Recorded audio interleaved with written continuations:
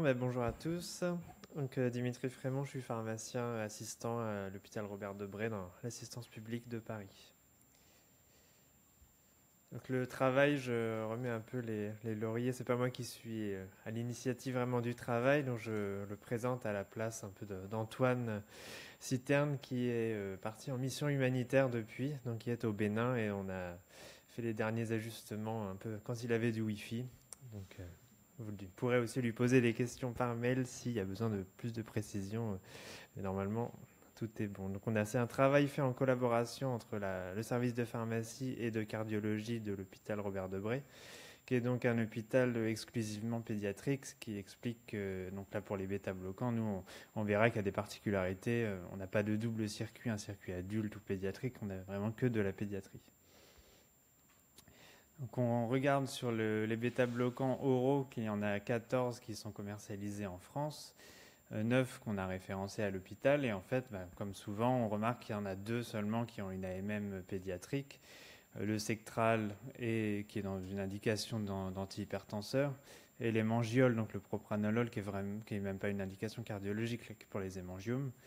Donc finalement, la plupart des utilisations qu'on en fait à l'hôpital, c'est des indications hors autorisation de mise sur le marché, essentiellement cardiologiques d'ailleurs pour l'insuffisance cardiaque, que ce soit lié à des cardiomyopathies ou des maladies cardiaques congénitales qu'on traite à l'hôpital.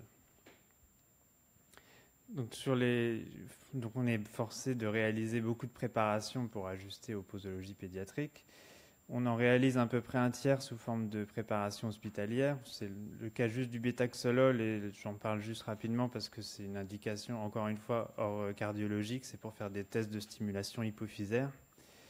Et donc à peu près 2 tiers qu'on réalise en préparation magistrale. Pour la moitié, on a un peu ces trois-là, athénolol, bisoprolol et nadolol. Et l'autre moitié de nos préparations magistrales sont représentées par le carvedilol. Donc on s'est vraiment intéressé à ça pour avoir comme objectif de le passer en préparation hospitalière pour tout un tas de raisons.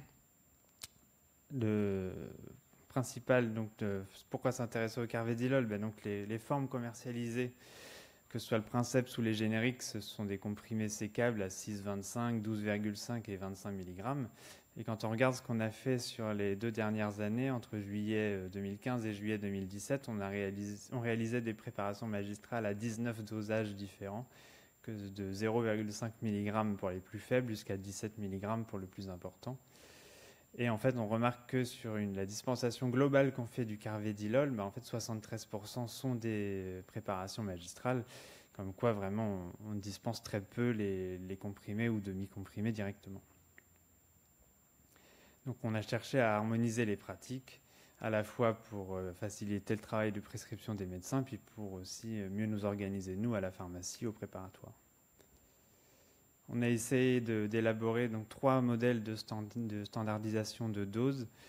En prenant en compte différents facteurs, il faut que ce soit des doses qui permettent de respecter les posologies prescrites, sachant que ce sont des posologies adultes adaptées à la surface corporelle de l'enfant.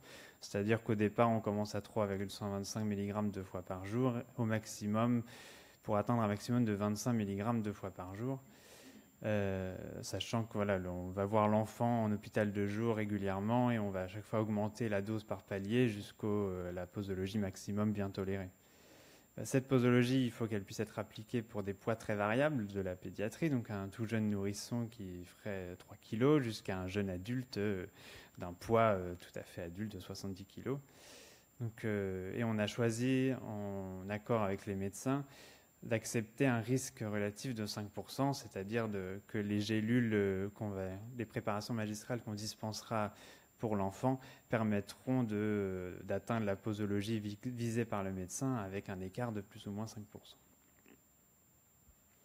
Donc, en tenant compte de ces contraintes, on a retenu un modèle à 5 dosages différents de préparation magistrale, en faisant des gélules de 0,1, 0,2, 0,5, 1 et 2 mg. Et en fait, en ayant ces 5 dosages différents et en cédant bien sûr des comprimés commercialisés par le marché ou des demi-comprimés, on a atteint une prise moyenne de 2,5 unités par prise qu'on a trouvé acceptable. Et on a élaboré à partir de ça un ABAC d'aide à la prescription pour les médecins, donc c'est ce qu'on voit sur la droite, et qui permet rapidement de visualiser selon la surface corporelle ou le poids. De toute façon, les deux sont liés puisqu'on calcule souvent la surface corporelle à partir d'une formule simplifiée sur le poids. Et ben ça permet facilement au médecin de savoir combien de gélules, de comprimés ou de demi-comprimés ça représentera pour son patient.